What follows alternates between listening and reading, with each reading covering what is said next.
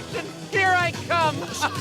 Balik yan! Get the Tonight, mapapanood si Hollywood comedian host Conan O'Brien sa GMA Prime action drama na Sanggang Dikit for Real. Kaabang-abang ang paghaharap ni Conan at ang makakasagupan niyang police officers na sina Tonyo at Bobby, played by Kapuso drama king Dennis Trillo at ultimate star Jenilyn Mercado. Bagamat 1 week lang nagstay sa Pilipinas si Conan, naisingit niya sa kanyang schedule ang taping ng Sanggang Dikit for Real.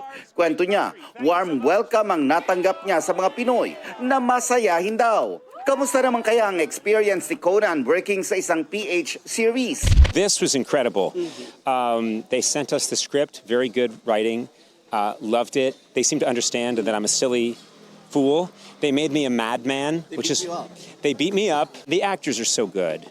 And they made me very welcome here. Hindi ako maniwala na nag-guest siya dito at ito pang Sanggang Dikit yung show na napili niya sa lahat ng mga shows dito sa Pilipinas. Kaya thank you, Conan. It's an honor. Ang sarap ng pakiramdam na syempre parte kami ng pinunta dito ni Conan sa Pilipinas. So, kaya maswerte natin. Paparilin ba kita? O ibababa mo yung baril mo? Matitinding eksena naman ang dapat abangan ng mga kapuso sa nalalapit na finale ng GMA Afternoon Prime Series na Akusada sa Biyernes. Bago ang pagtatapos, isang Thanksgiving ang idinaos para sa success ng Akusada. Present ang mga bidang sina Andrea Torres, Benjamin Alves, Lian Valentin, Aaron Villena at iba pang cast. Hindi na nakasama sa party sina Marco Massa at Ashley Sarmiento na nasa loob ng bahay ni Kuya para sa PBB Celebrity Collab Edition 2.0. I think they're having fun. We watch it.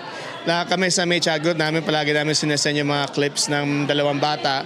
Ang mature nila mag-isip, ang dali nilang pakisamahan, very sweet, very thoughtful.